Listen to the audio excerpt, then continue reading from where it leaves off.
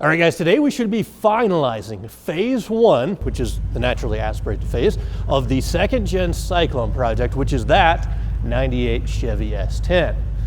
We started the engine swap project a few months ago. We started the whole build about a year ago. So this is really exciting because when today is done, we will be able to put this thing on like official daily driver status with all the bugs worked out. We can start racking up the miles until we decide to tear it apart again for another round of upgrades. But before we get to that phase, we have to make sure phase 1 is 100% buttoned up. So here's kind of where we're at. Last time we took it on its very first test drive, which did reveal a handful of bugs, which you totally expect on a brand new project like this because there's so many new parts and pieces that have been installed. The first big issue that we had was the transfer case. This was the junkyard NV149, made a bunch of noise. Totally not surprised there, so we swapped that out with another one, which is much quieter. 2, we had a couple of valve body issues and tuning issues with the transmission, which we got squared away. And that was like the major bugs, but we still have a few things left to do. 1, we've got to get a power steering pump swapped out because the one that's on there now is a little bit noisy, not a big deal. 2, I'm going to put some larger cooling fans on just so when we're sitting at idle in traffic and stuff, the temperature maintains where it should be. 3, we got to put a different axle shaft on the rear end because somebody, I don't know who, slid it into a curb while horsing around in the parking lot just outside. And then I think that's the majority of it, but there's probably a few other little bugs. But today we are going to finish phase 1, put the truck back on official daily driver status, and then maybe we'll even have time for like some 0 to 60 tests and some fun driving. So let's start with that rear end that, again, somebody messed up. Totally not me.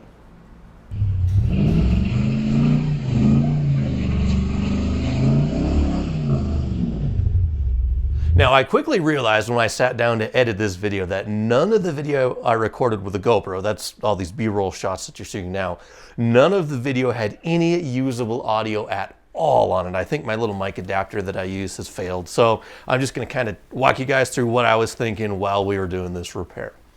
The first thing that we're doing obviously is replacing the bent axle shaft. And thankfully, this was a fairly quick and inexpensive fix to quite frankly, a dumb mistake. But the good thing about these GM rear axles is parts are plentiful and parts are inexpensive. The replacement shaft for the 8.5 10 bolt that we swapped in is only $100.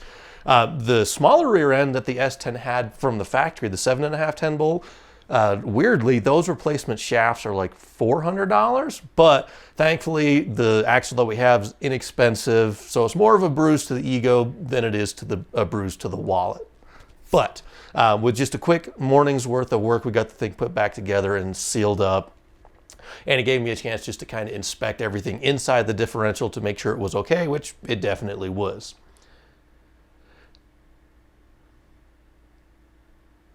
The next thing that we're going to take on is replacing the power steering pump. And again, thankfully, it's a fairly easy and fairly inexpensive repair. I think the replacement pump is like $150 for the one that fits in the Corvette style accessory drive. So not a big deal.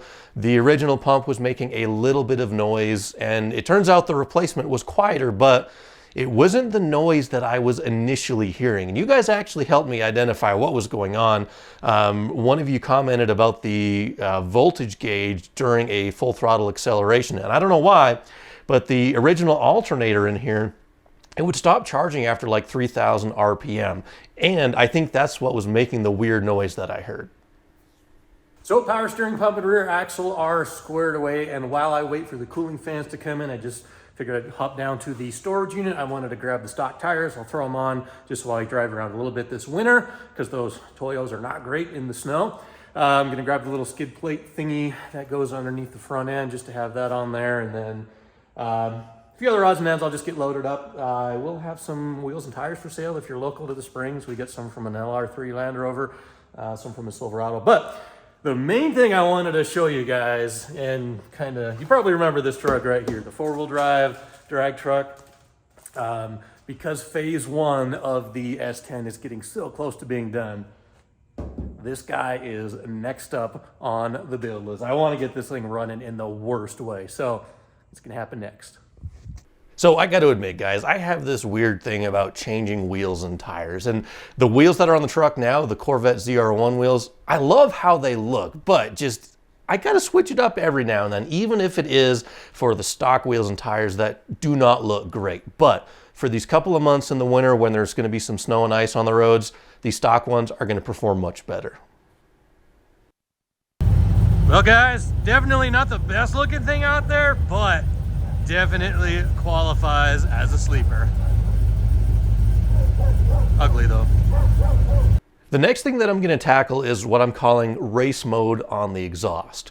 When I built the full system a few weeks back, I had 3 total mufflers that were installed, and I absolutely love how it sounds. But one of the reasons why I want to have a quote-unquote race mode is because every time I go to the track and do filming, everybody else's car is always louder, and I can never hear on video how my vehicle sounds. Now, I know that's kind of a silly reason, but I always love fabrication projects. So all I'm doing is building 2 angled turn downs with a little flare at the end, just that will dump the exhaust right before the rear tire. So I'm going to yank off the back half of the system and just temporarily put on these little turn downs. It's all V-banded, so it makes for nice, quick, easy swap outs.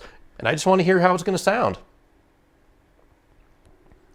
The next thing we're going to knock out is just a simple cooling fan upgrade. And the only reason I'm swapping these out is just because when we're sitting in traffic at idle, the cooling temperature slowly creeps up. It definitely doesn't overheat, but because I have a little bit more room, I'm just going to swap out the cooling fans for something a little bit larger. These are dual 13-inch electric fans that Entropy sent me. They're the company that built the radiator in the first place.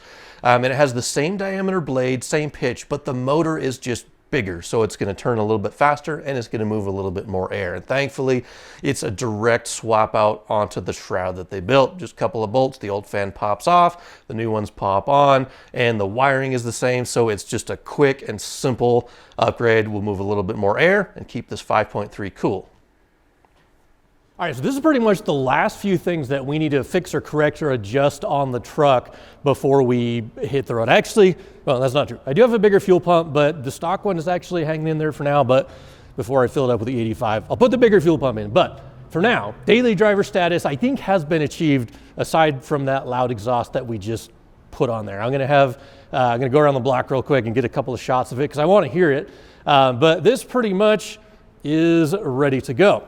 Now, the other thing I want to find out is how fast this thing is going to be 0 to 60. And I just put Chris on the spot, and he pretty much stabbed me in the heart. And he told me that it would do, what'd you say? 8 seconds. He said 8 seconds to 60, which is a good estimation. I don't really know for sure. So I've never even been in it. I have no idea.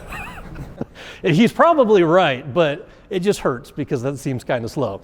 So what do you think, James? How fast 0 to 60? 4.5. 4.5 seconds? Yes, sir. Let's hope it's somewhere in between those two. I think that would be a good compromise. So we'll go back in the truck. We'll go around the block, get some cool exhaust shots. Then I got the draggy charging up, and then we'll go do our 0 to 60 test.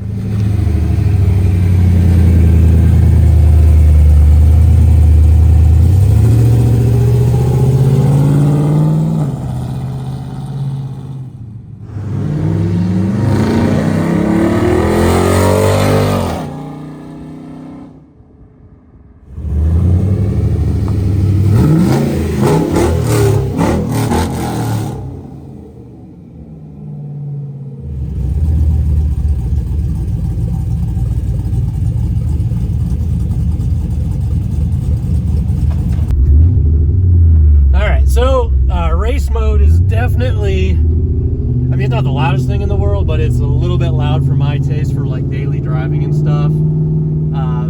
Kind of has a unique sound, a cool sound. I love the volume and the tone. I love everything about the full system, but I had to hear it at least once. And since we're out, I figured I got the draggy loaded up. We'll do some 0 to 60 test and see how quick or slow this thing is.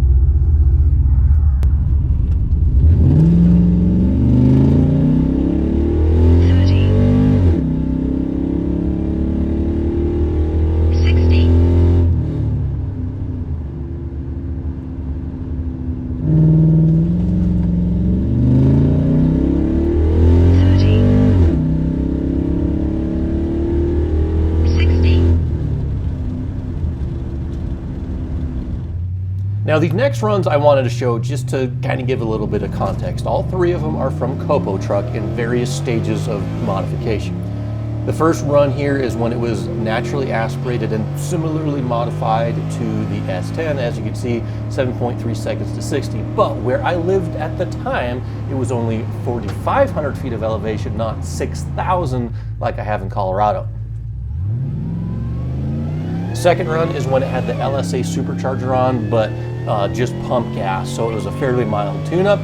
Quite a bit quicker, 6.4 seconds to 60. Again, that was only 4,500 feet of elevation.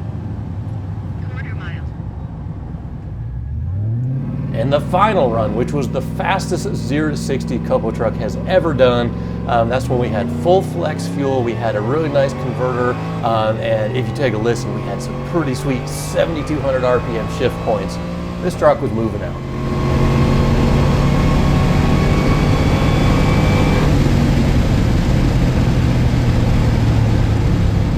So I just wanted to throw a quick nerd science moment in there and talk about elevation and mile per hour and ET and all that good stuff. Here in Colorado Springs, 6,000 feet of elevation approximately, the air is very thin and a naturally aspirated engine is going to make less power than it does at sea level. That's just a given fact. Now I was trying to figure out how to correct an ET, a mile an hour, and a 0 to 60 time for elevation to give a comparison at sea level, because theoretically, the truck would be a little bit quicker at sea level. 6.9 seconds was the fastest we went, but I was like, how much quicker would it be at sea level? So the closest thing I could find was using the NHRA ET and mile an hour calculators. This one here, if you go down to the very bottom of the chart, for 6,000 feet of elevation, 9,250 is the correction factor for ET. I don't know if this applies to 0 to 60 or not in the same way, but let's say it does. We take our best 0 to 60. Technically, it would be like a 6.3 to 60, which is not bad, but this truck does need more power, and rest assured it's going to get a lot more power in the future. But anyway, just figured I'd throw that out there. Just a cool little science fact. All right, so that's pretty much phase one complete. As far as the loud version of the exhaust, this just makes me reassured that the full back half of the system was the right choice. So I'm glad that we took the time right out of the gate to build it, because I absolutely love how it sounds with a full setup on there. No drone. It's a nice sound, not too loud, not too quiet. The race, quote unquote, race version of it, I like the sound, but just it's too much for daily driving, and I don't love that. So I like the more mellow version of it. In terms of the 0 to 60 stuff, Chris was pretty much right on the money. First run, 7.38 seconds. Second run, 6.9 flat, which is not bad. But we do have a benchmark of the original Syclones, which I would love to kind of get close to, which those are like 4 to 4.3 seconds to 60. So we got some work to do, but phase one of the project is pretty much done. I am going to put the quiet mode of the exhaust back in place. I am going to daily drive this thing, and I am going to enjoy it. Thank you guys for watching phase one of the second gen Syclone.